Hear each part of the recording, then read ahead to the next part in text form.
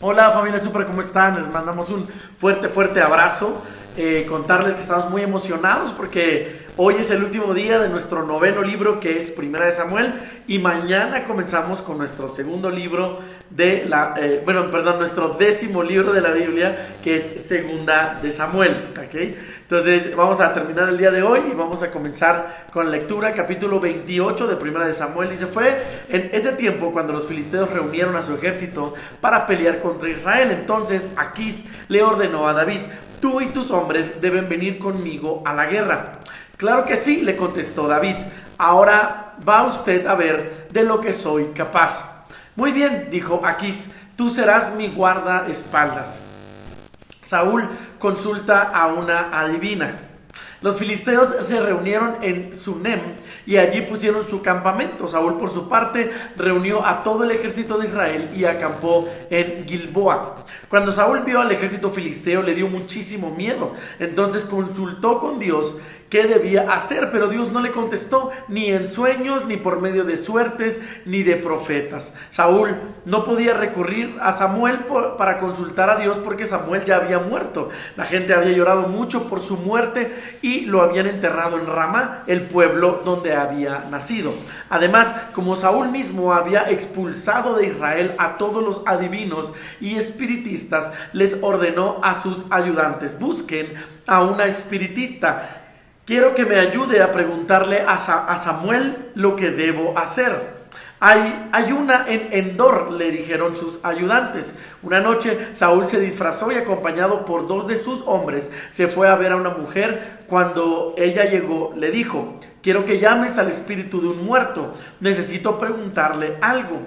Y la mujer le respondió: tú bien sabes que Saúl ha expulsado de Israel a todos los adivinos y espiritistas. Si hago lo que me pides, con toda seguridad me matarán.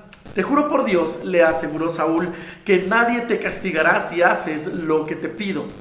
Y ella preguntó, versículo 11, ¿quién quieres que se te aparezca? Llama a Samuel, le contestó Saúl.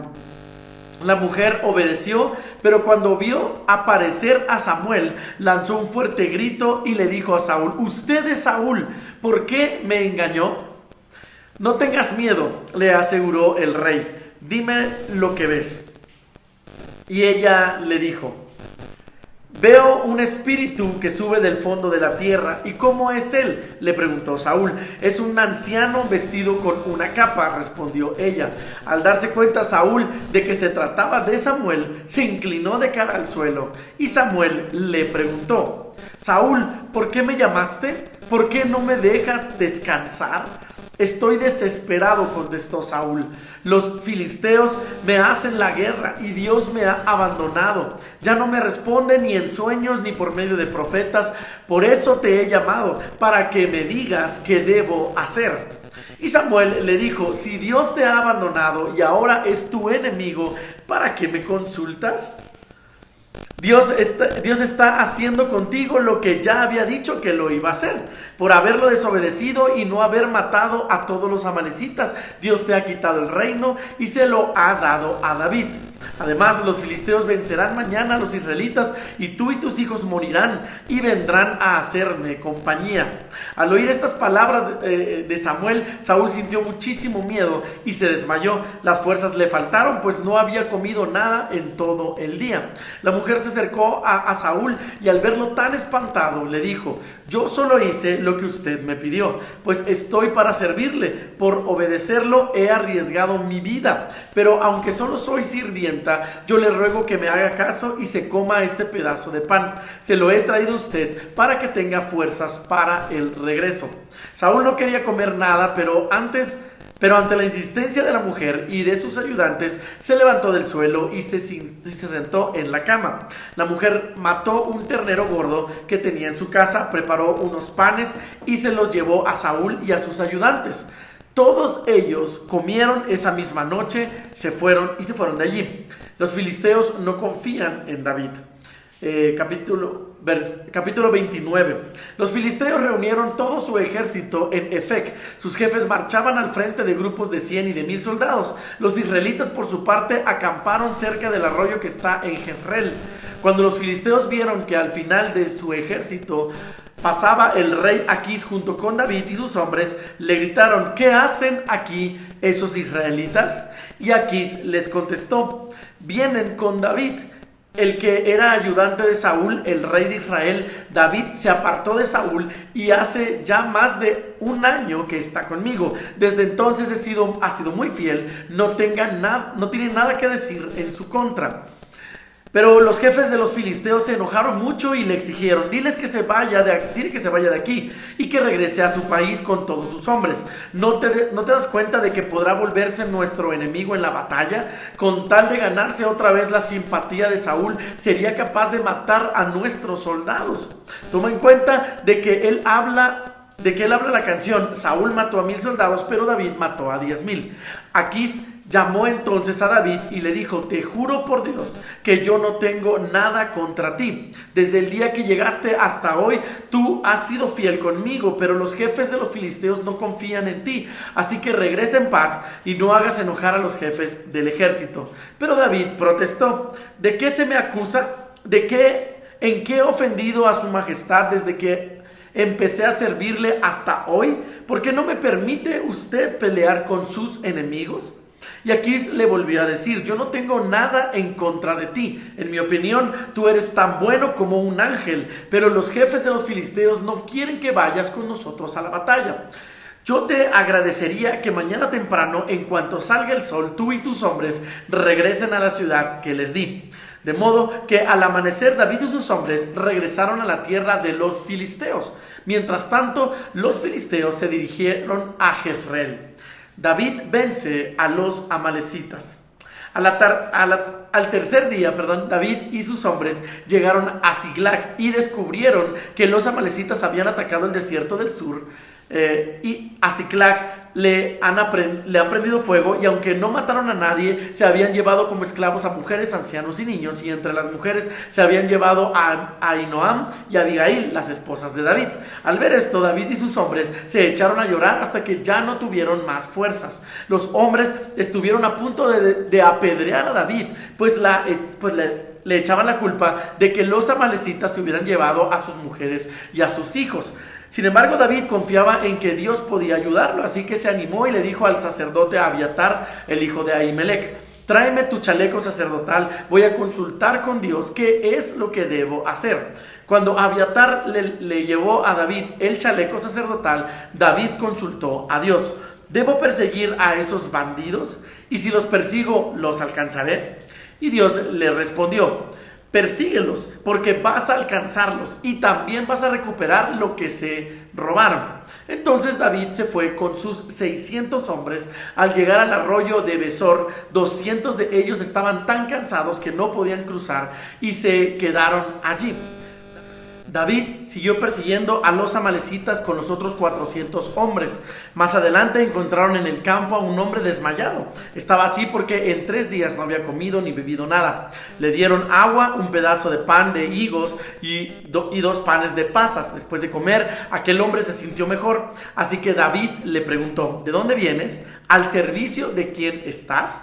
Soy egipcio, contestó aquel hombre. Mi amo es una amalecita. Hace 3 días me enfermé y mi amo me abandonó aquí. Antes de eso habíamos atacado varios lugares: el territorio de los filisteos que está al sur de Judá y el de Caleb. También quemamos la ciudad de Ziklag. Y David le preguntó: ¿me puedes llevar a donde están los amalecitas? Te llevaré, contestó el egipcio, pero júrame por Dios que no me matarás ni me entregarás a mi amo. David se lo juró y el egipcio los condujo hasta ellos. Al llegar David y sus hombres encontraron a los amalecitas comiendo, bebiendo y danzando por todo el campamento. Estaban celebrando el haberles quitado a los filisteos y a los de Judá todo lo que tenían. Al amanecer, David los atacó y la batalla duró hasta la noche del día siguiente. David mató a todos los amalecitas, solo se salvaron 400 jóvenes que montaron en camellos y lograron lograron escapar. David recobró todo lo que los amalecitas se habían llevado y también rescató a sus 2 esposas. No faltó ningún niño, ni adulto, ni siquiera el objeto más pequeño. Además, David recobró todas las ovejas, y los que iban guiando el ganado decían: esta es la parte que le toca a David. David y sus hombres regresaron al arroyo de Besor, donde se habían quedado con el equipaje los 200 soldados que estaban muy cansados. Cuando ellos vieron que David se acercaba con los otros hombres, salieron a recibirlos. David les contestó el saludo. Entre los hombres que habían ido con David a la batalla no faltaron algunos malvados y envidiosos que le dijeron a David: a esos 200 hombres que no vinieron con nosotros no debemos darles nada de lo que le quitamos a los amalecitas, que se conformen con llevarse a sus mujeres y a sus hijos. Pero David les dijo: no, hermanos míos, no debemos de hacer eso. Después de todo, Dios nos ha dado todo esto y nos cuidó y ayudó a vencer a esos amalecitas ladrones. Además, nadie va a estar de acuerdo con ustedes, pues le debe tocar lo mismo al que va a la batalla como el que se queda con el equipaje. David estableció esta ley en Israel y desde entonces hasta ahora se ha cumplido.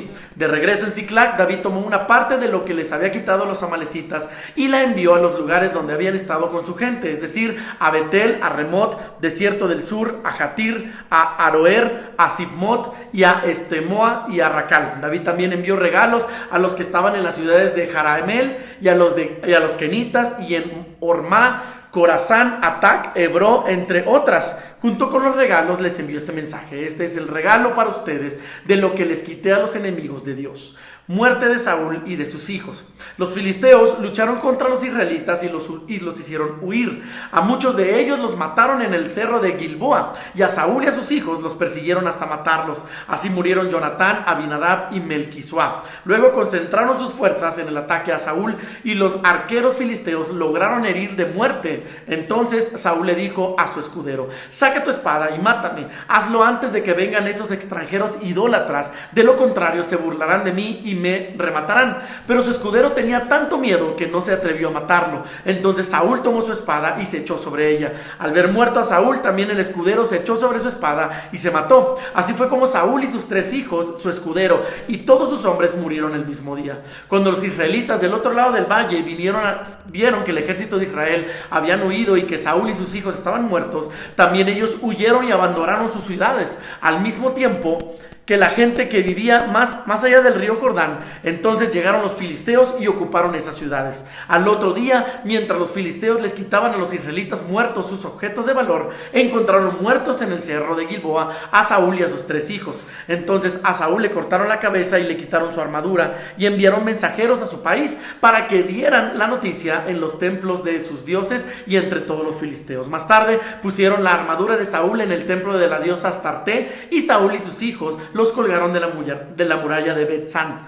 Los israelitas que vivían en Jabes de Galat supieron que los filisteos habían hecho con Saúl. Entonces un grupo de valientes viajó toda la noche y quitó de la muralla los cadáveres de Saúl y de sus hijos. Luego los llevaron a Jabes y allí los quemaron. Después de levantar sus huesos y enterrarlos bajo un árbol, ayunaron 7 días en señal de luto. Y esa es la lectura del día de hoy. Espero que les haya gustado. Hoy terminamos Primera de Samuel y mañana comenzamos con Segunda de Samuel. Nos vemos mañana. Dios te bendiga.